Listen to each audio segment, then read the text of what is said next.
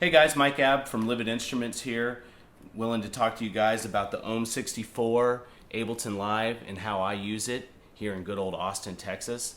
I've set up a script that we run with our controllers, which we build here in town, which is a basic 8-track script which allows me to build my loops in an interesting and fun fashion, allowing me to interact and drop each element of the music live. We're going to give you a little demonstration of how that works alongside a Touch OSC template that's custom made so I can control everything via the iPad as well. Really fun tool to stay interactive with the crowd and to be able to kind of play some of my, what I consider not as awesome of music, but still getting to do each individual part, which not only helps me focus on getting better in each and every time, but also allows the audience to actually hear the individual parts of electronic music, which we sometimes lose because we're not in a band, we're solo members, so we can't each individually play an instrument, but this kind of is the bridge between those two. So you can see here up on the screen, we've got a basic 8-track setup right here with a master trigger here on the side to allow me to play everything at once. So that's what we're going to start out with, but I've got all my faders here set up to be the individual volumes of each thing. So let's start it up. Because we don't hear anything because I have all my faders down. But if I want to start playing each individual part, here's a wet drum, here's the dry drum. I'm going to start on with some chords. And at any point in time, I've got effects mapped out to any of the buttons here.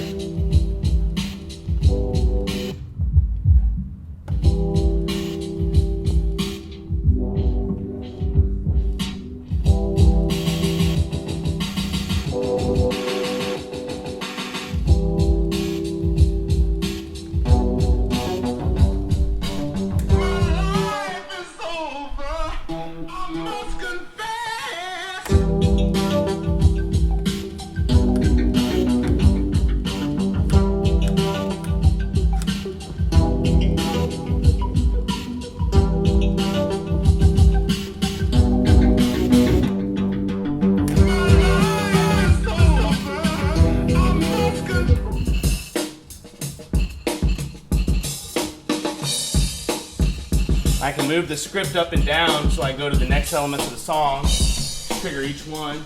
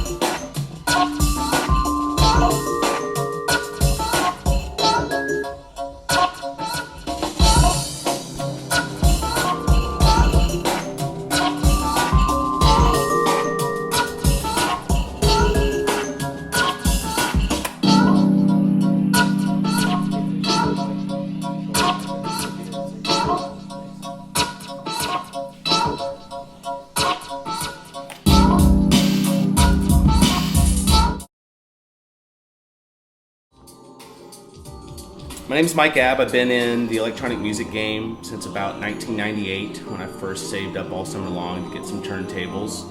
Was living back in Fayetteville, Arkansas, and was down with a spot called Mission Control, which was kind of a slash head shop, slash record store, slash skate shop.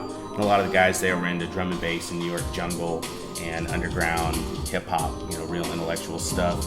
And they turned me on, like any 16-year-old kid with money in his pocket, to some of these records to buy, and I'm glad they did.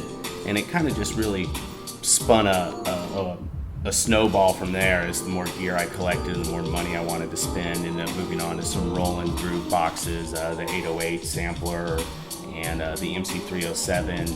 Just kind of started moving into computer technology, getting some early Dell computers with an Oxygen 8, the famous Oxygen 8, to do early MIDI sequencing and Reason. Then finally moved down to Texas and was going to school in Fort Worth and in Dallas, and was realizing that all the majority of the time that I really liked to spend in Texas was in Austin, coming to the concerts and seeing the shows that I really wanted to see and the vibe down here. So in 2007 I moved down and instantly fell into some friends, one of which is Gabe King, who now constructs this over at Livid Instruments. And I started working for Open Labs, which is a hardware synthesizer computer company, and just got more and more experience with MPCs and sequencing, and then VSTs, and onto Ableton Live, which now I primarily use to play with.